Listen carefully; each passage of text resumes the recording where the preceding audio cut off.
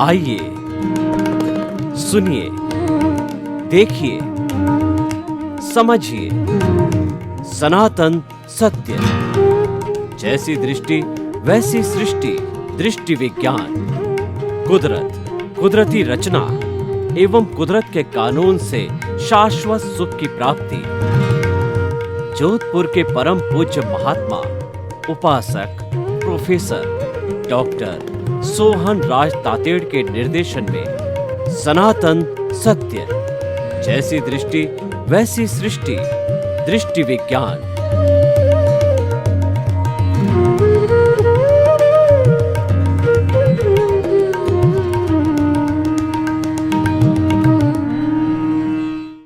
आत्मविज्ञान कार्यक्रम इसीलिए प्रारंभ किया गया है कि आपका मनुष्य जीवन कैसे सार्थक हो।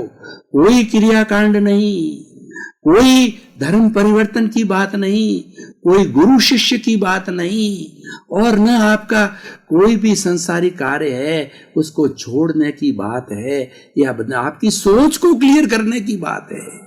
हमारा लक्ष्य केवल यही है कि आपकी जो रॉन्ग बिलीफ बैठी हुई है उस बिलीफ को चेंज करो। कुछ भी नहीं करना है। जो विचारधारा आपकी पूर्व की ओर गलत दिशा में जा रही है और पश्चिम दिशा अगर सही है, मान लो पश्चिम दिशा में जा रही है और पूर्व दिशा अगर सही है, दिशा को बदल दीजिए। और उसको बदलने का अर्थ ये होता है राइट बिलीफ। ये हमारा आत्मविज्ञान कार्यक्रम राइट बिलीफ बताता है, ताकि कि आपका अगर रास्ता सही हो तो सारी आपकी जो है मोक्ष तक की यात्रा है वो सही होगी, और रॉन्ग बिलीफ में चल रहे हो यात्रा गलत होगी, और गलत यात्रा से आप 84 लाख जीवा योनि में लंबे समय से भटकते रहे हो और भटकते रहोगे। तो इस आत्मविज्ञान कार्यक्रम में आज हम बहुत ही सुंदर विषय लेकर के आपके सामने प्रस्तुत हो रहे हैं कि आत्मविज्ञान तो कार्यक्रम है और उसके विभिन्न विषय जो है वो प्रतिदिन प्रतिपादित किए जाते हैं। तो आज का हमारा सुंदर विषय है भुगते उसकी भूल। जैसा कि इसके नाम से स्पष्ट है कि जो भुगतता है उसकी भूल है, भुगताने वाले की भूल नहीं है, भुगतने वाले की भूल है। मैं ये स्पष्ट करना चाहूंगा कि हमारा जो ये आत्मविज्ञान है ये पुनर्जन्म में विश्वास करता है, रीबर्थ में विश्वास करता है। हम थे, आज है और आगे भी रहेंगे। ये आत्मविज्ञान सनातन आत्मा में विश्वास करता है, आत्मा के शाश्वत स्वरूप में विश्वास करता है कि आत्मा शाश्वत है, आत्मा अजर है, अमर है, अविनाशी है। इसका कोई रंग नहीं, रूप नहीं, गंध नहीं, वर्ण नहीं है, जलती नहीं, मरती नहीं, कटती नहीं, तो अनंत ज्ञान वाली है, ये अनंत दर्शन वाली है, अनंत शक्ति वाली है, अनंत सुख का भंडार है, अनंत सुख का धाम है, अव्याबाद है, ये टंकोत्कीर्ण है, ये सूक्ष्म है, ये मन वचन काया से मुक्त शुद्ध आत्मा है। इसके असंख्य गुण हैं। मैंने कुछ संक्षिप्त गुणों की व्याख्या की, उसमें शाश्वत आत्मा में विश्वास करता है। तो अब सवाल ये है, पिछले जन्म के अंदर हम कुछ न कुछ बीज डाल के आए हैं। वो बीज, उस बीज की वजह से ये शरीर मिला है, मन मिला है, वचन मिला है, काया मिली, मुझे नहीं, 84 लाख जीवा योनि प्राणियों को जो कॉजेस जैसे जैसे होते हैं उसके अनुरूप हरे को शरीर मिलता है। एकेंद्रिय का मिलता है, द्विएंद्रिय का मिलता है, त्रिएंद्रिय का मिलता है, चतुरेंद्रिय का मिलता है, पंचेंद्रिय का मिलता है। एकेंद्रिय में कौन होते हैं? पृथ्वी का है, अप का है, तेजस का है, वायु का है, वनस्पति का है और तृष का है। और उसके बाद के अंदर द्विएंद्रिय में कौन से होते हैं? द्विएंद्रिय इसका, एकेंद्रिय में सिर्फ जो है हमारी चमड़ी होती है, शरीर होता है। जैसे पेड़ की छाल होती है वो एकेंद्रिय जीव होता है, उसमें पेड़ की छाल होती है। पौधे में जो जितना भी पौधा होता है खाली एक स्पर्श होती है जो स्पर्श इंद्रिय होती है। 2 इंद्रिय वाले जीव होते हैं, लट है, गिंडोला है, ये हलन चलन करते हैं। इसमें स्पर्शन और रसन यानी चमड़ी और शरीर के साथ साथ के अंदर इसके अंदर जीभ मिलती है जिससे रस का स्वाद लेता है। ये हिलन डुलन करने वाले जीव हो जाते हैं, दो इंद्रिय से। एक इंद्रिय वाले स्थावर होते हैं, स्थिर होते हैं, और ये तृषकाय होते हैं, ये हिलने डुलने वाले, चलने फिरने वाले होते हैं। और तीसरी जो इंद्रिय होती है स्पर्शन रसन और घ्राण, उसके अंदर एक नई इंद्रिय जुड़ गई जिसकी कि उसको सूंघने की शक्ति मिली। जैसे चींटी है, आपने देखा होगा कहीं पर मीठी चीज पड़ी है, चींटी की जो घ्राण शक्ति होती है बहुत तेज होती है, वो तुरंत एक चींटी की उसके पीछे सैकड़ों चींटियां चली जाती, उसकी घ्राण शक्ति बहुत तेज होती है। तो ये जो चींटी वगैरह है ये 3 इंद्रिय वाले हैं, और चतुंद्रिय होती है 4 इंद्रिय वाले, उसके एक आंख मिलती है। जैसे कि मक्खी है, मच्छर है, ये जो है इनके कान नहीं होता, श्रवण इंद्रिय नहीं होती है, और ये 4 इंद्रिय वाले जीव होते हैं। 5 इंद्रिय वाले जीव होते हैं स्पर्शन रसन घ्राण चक्षु श्रोत्राणि इंद्रियाणि, 5 विकसित इंद्रिय। मनुष्य है, घोड़ा है, गधा है, मछली है, गाय है, भैंस है, ये 5 इंद्रिय वाले जीव है। और इस जीवों का जो जन्म होता है वह 3 तरीके से होता है। 3 तरह कैसे? एक तो होता है कि पोतज का होता है कि माँ की पेट से जो है 9 महीने पैदा होकर के जीव जो है पैदा होता है।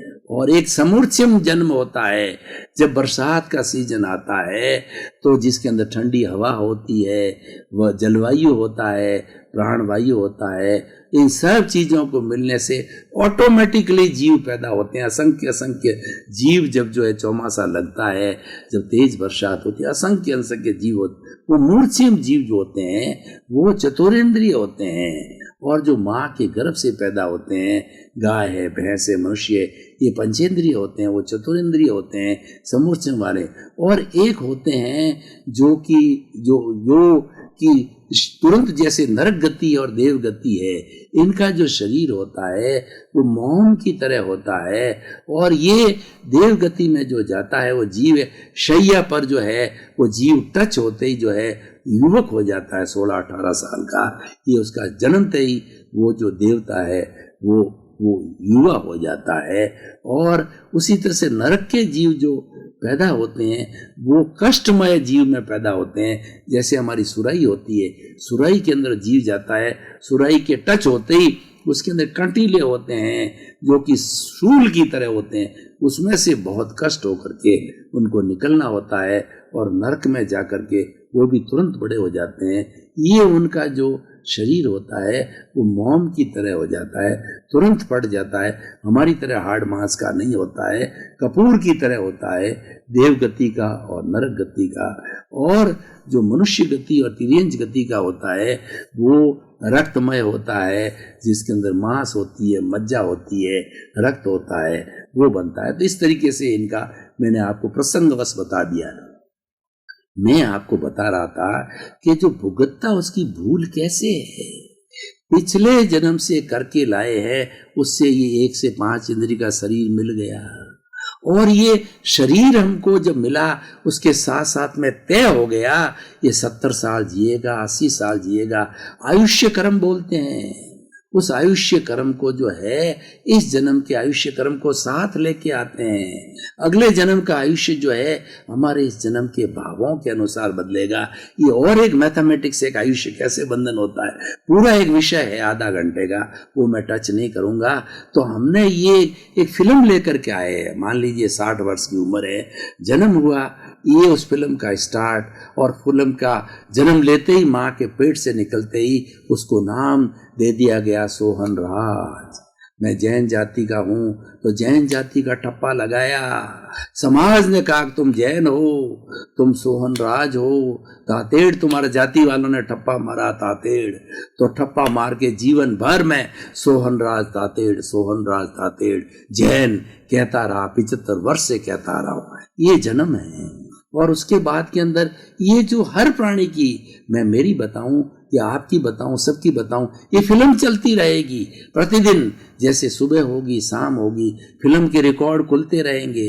मन का रिकॉर्ड खुलेगा, वचन का रिकॉर्ड खुलेगा, काया का रिकॉर्ड खुलेगा, और उसका प्रभाव, उसका सुख दुख वो वही मिलेगा जो कॉज डाल के आए।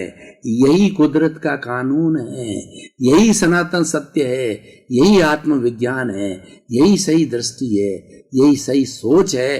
करके आए हो वैसा ही मिलेगा, उसमें कोई फेर फार रद्दो बदल नहीं हो सकता। ये बात अलग है, आप सत्य कार्य करो तो आपके कुछ कर्म जो है ढीले पड़ सकते हैं, लेकिन जो निकाचित है, जो कि एज इट इज भुगते जाने हैं, वो भुगतना ही पड़ेंगे। निकाचित कौन से होते हैं?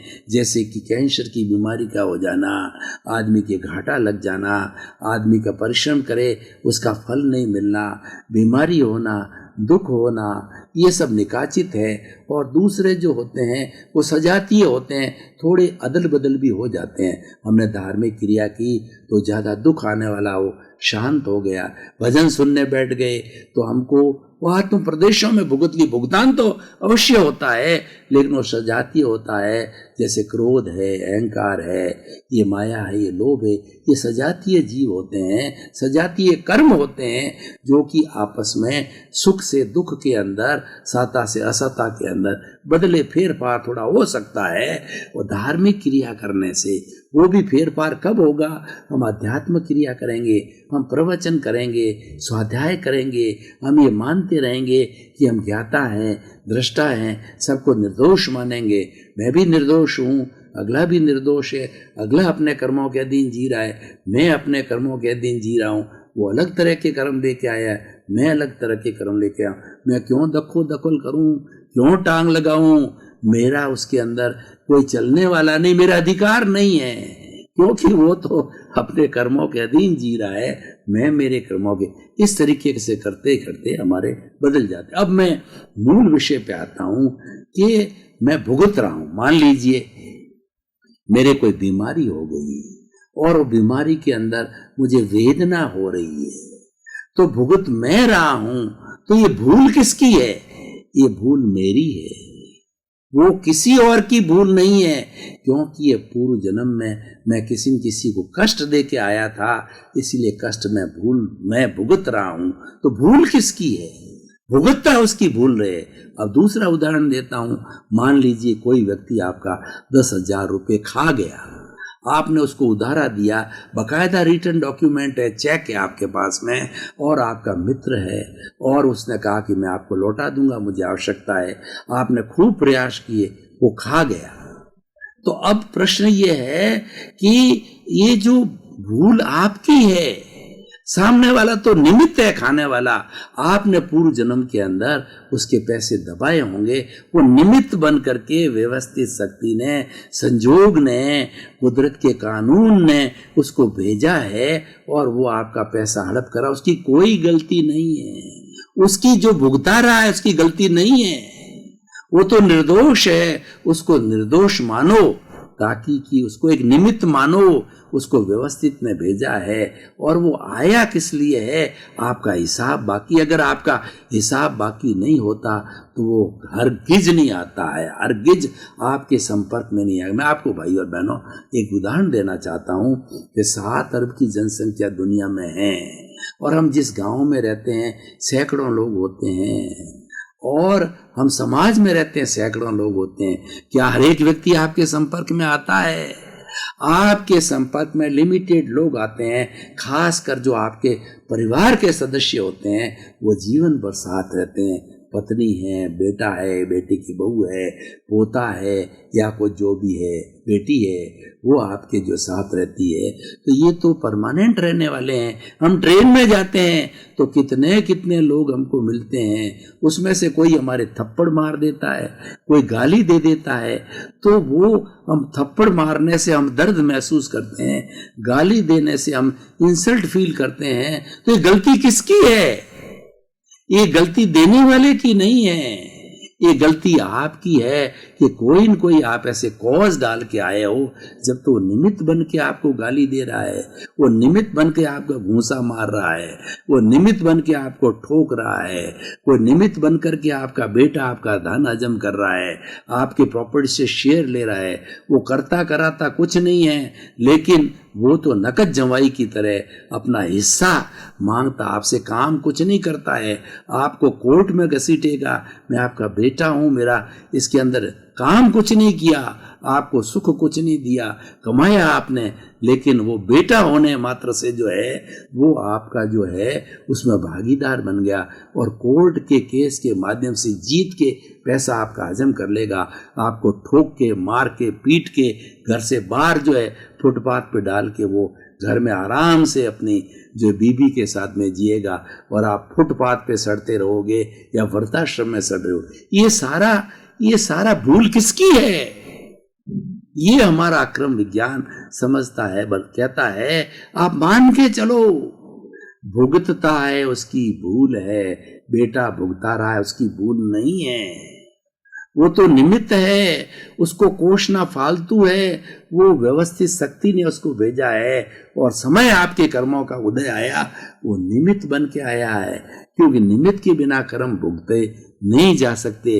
कर्मों के भुगतान के लिए एक तो उपादान होता है, जो हमारे भीतर के 8 तरह के कर्म है, ये अलग विषय है, ये सारे विषय एक एक खोल करके आपको बताएंगे कि 8 कर्मों का जो भुगतान है वो आपका उपादान है, वो आपका प्रारब्ध है, वो आपका उदय में आया है, तो उदय में आने के लिए, उसको भुगताने के लिए कोई न कोई सामने चाहिए, वो निमित्त कहलाता है।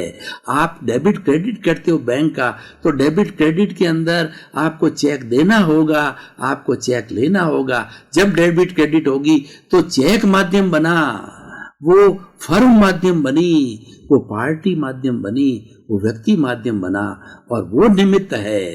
तो कहने का अर्थ ये है, जो कुछ भी कष्ट आ रहा है ये आप मान के चलो, जीवन के पहले दिन से मृत्यु तक 24 घंटे ही देखो कि मुझे, देखिए आदमी जब सुखी होता है और आनंद में रहता है तो उसको कोई दुख होता ही नहीं है। ये तो कब अप्लाई होता है? जब आदमी भुगतता है, जब आदमी को दुख होता है, शारीरिक दुख होता है, मानसिक दुख होता है, इमोशनल दुख होता है, परिवार का दुख होता है, समाज का दुख होता है, सरकार का दुख होता है, अरेस्ट कर दिया जाता है, उसको जो है इनकम टैक्स वाले जकड़ लेते हैं, रेड मार देते हैं। तो ये सारा क्यों होता है? ये हम कॉज लेके आए हैं। भुगतता उसकी भूल है, रेड मारी, सरकार दोषी नहीं है। आपने सरकार का पैसा पूर्व जन्म में जब्त किया है, अब आपको सरकार ले रही है आपसे, आपका हिसाब क्लियर कर रही है, उसको बुरा मत मानो, उसको तो निमित्त मानो। आपकी रेड मारी तो सरकार को निमित्त मानो कि मैंने पूर्व जन्म के अंदर जो सरकार का पैसा हजम किया, जब तक वापस नहीं लौटाऊंगा, उस जन्म में नहीं लौटा पाया, इस जन्म में लौटाने के लिए सरकार रेड रूप में आ रही, इनकम टैक्स रेड रूप में आ रहा है, तो हमारी शुद्धि करने के लिए आए हैं कि ये मेरे कर्मों का भुगतान हो रहा है। और जब तक आपको एक एक प्राणी से एनओसी, 84 लाख जीवायु होनी, ये व्यवहार है। व्यवहार शुद्धि बिना निश्चय शुद्धि नहीं है। ये आपको ये शरीर जो मिला है, ये कर्मों के भुगतान के लिए मिला है, और जब तक एक एक का कर्म भुगतान करके उसका लेन देन क्लियर करके उससे एनओसी नहीं ले लोगे, चाहे सरकार की हो, चाहे बेटे की हो, चाहे समाज की हो, चाहे पत्नी की हो, चाहे कीड़े की हो, चाहे मकोड़े की हो, 84 लाख जीवायु नहीं, किसी भी प्राणी का जो भुगतान बाकी है उसकी एनओसी लिए बिना आपको मुक्ति नहीं है। एक भी अगर बाकी रहा वो आपको खड़ा रखेगा मुक्ति में जाने से। और जब 100% हिसाब क्लियर हो गया तो आप जो है मुक्ति में चले जाओगे। मैं आपको एक उदाहरण देना चाहता हूँ भाई और बहनों, कि हम किसी भी बैंक से लोन लेते हैं, किसी भी रिको वगैरह से लोन लेते हैं, फैक्ट्री के लिए, मकान के कंस्ट्रक्शन के लिए, बिजनेस के लिए, तो लोन लेने पर क्या होता है, उसकी किस्तें होती है, उसका एक सिस्टम होता है, इतना मूल, इतना ब्याज चुका दोगे तो आपका गिरवी रखा हुआ मकान, गिरवी रखी हुई फैक्ट्री, गिरवी रखा हुआ प्लॉट सब रिलीज हो जाता है और आपको NOC नॉन ऑब्जेक्शन सर्टिफिकेट मिलता है। उसी तरह से पत्नी के साथ में, बेटे के साथ के अंदर जो भी आपने क्षमा याचना करके कि मैंने पूर्व जन्म में तुम्हारे को इस जन्म में कोई कष्ट लिया, 84 लाख जीवा योनि का मैं आपको विधि कराऊंगा कि उस विधि के तहत जो आप क्षमा मांगते रहोगे, शुद्धि होती रहेगी, NOC मिलता रहेगा। तो मैं विषय पर आता हूँ। आप मान के चलिए कोई भी गतिविधि होती है वह भूल दुख देने वाले की नहीं है, भूल आपकी है, उसको दोषी मत मानो। प्राय होता क्या है, हम तो अगले वाले को दोषी मान लेते हैं कि इसने मेरा पैसा खाया, मेरा बेटा हो के मेरी सेवा नहीं करती है, मेरी पत्नी समय से मुझे भोजन नहीं खिलाती है, मैं दुख पा रहा हूँ तो बेटा मुझे हॉस्पिटल नहीं ले जा रहा है, और मेरे बिजनेस में घाटा हो गया है, और मेरा जो है वो सभी तरह से पुण्य जो है वो पुण्य जो है क्षीण, पुण्य की वजह से मैं हर तरीके से क्षीण होता जाता हूँ, दुखी हो जाता हूँ, गरीबी है, ये सब भूल आपकी है। किसी पे दोष नहीं देना, सबको निर्दोष मानो। दुनिया निर्दोष है, सृष्टि निर्दोष है, 84 लाख जीवा योनि निर्दोष है। दोष आपके कार्बन शरीर में है जिसकी हम बात कर रहे हैं, और वो दोष कब क्लियर होंगे? भुगतान करके। भुगतान दो तरह के होता है, शरीर के माध्यम से भुगतान, भोग के भुगतान होता है, और एक आत्म प्रदेशों में जैसा मैंने बताया कि धार्मिक क्रिया करते हैं तो हम लीन हो जाते हैं, दद्दचित हो जाते हैं। बहुत बड़ी बीमारी, बहुत बड़ा से बड़ा दुख है, लीन होने से वो आत्म प्रदेशों में भुगतान उसका ऑटोमेटिकली हो रहा है। वो धर्म करवा रहा है, वो प्रज्ञा करवा रही है, हमारी ज्ञाता दृष्टा जो है आत्मा करवा रही है, क्योंकि हमने उनको समर्पित हो गए, उसमें लीन हो गए, वो भुगतान हो रहा है। भुगतान का चुपकारा बिने बना नहीं है। तो भाई और बहनों, मैं निष्कर्ष के रूप में मैं बताना चाहता हूँ ये विषय क्यों लिया गया है। ये अक्रम विज्ञान के अंदर, ये आत्मविज्ञान में विषय इतना गहराई से क्यों बताया जाता है कि आप अपने सोच को सही करो। ऐसे ऐसे बड़े बड़े सिद्धांत आएंगे जो आपकी सोच को बताने जाएंगे। आपके पास में जिसका हिसाब नहीं है, कोई आपसे बात नहीं करेगा, कोई आपके दरवाजे नहीं आएगा, कोई आपको नोटिस नहीं देगा, कोई भी संपर्क में नहीं आएगा, हिसाब बाकी होगा, वही आएगा, वही दुख देगा, वही सुख देगा, वो निमित्त रूप में आएगा। और वो भेजने वाली ये कुदरत है, भेजने वाली ये द्रव्य क्षेत्र काल भाव है, और ये भेजने वाले जो हैं ये 6 द्रव्य हैं, और भेजने वाले कुदरत है, व्यवस्थित शक्ति है। भाई और बहनों, आपका बहुत बहुत धन्यवाद। आप आत्मविज्ञान कार्यक्रम देखते रहिए, आपकी दृष्टि एकदम शुद्ध हो जाएगी, आप ज्ञाता दृष्टा बन जाओगे, आपके राग द्वेष धीरे धीरे समाप्त हो जाएंगे। आपको महसूस होगा कि आप दुख में भी सुख महसूस करोगे। दुनिया में सुख दुख दोनों आते हैं, व्यक्ति सुख चाहता है, हर प्राणी सुख चाहता है, पर दुख आ जाता है। दुख क्योंकि हमारा पूर्वकृत कर्म दुख लाता है। उसके अंदर सुख की अनुभूति करना, वो मुक्ति की अनुभूति है, वो आत्मविज्ञान से मिलेगा। कि दुख में से सुख निकालने की कला मिलेगी। आप देखते रहिए, आपका जीवन धन्य होगा, आपका जीवन आनंदमय हो, मंगलमय हो, सुखमय हो, और खूब आप आत्मविज्ञान, सही दृष्टि, सही सोच में रत रह करके मुक्ति को प्राप्त करें, अक्षय सुख को प्राप्त करें। आपके प्रति मंगल हो।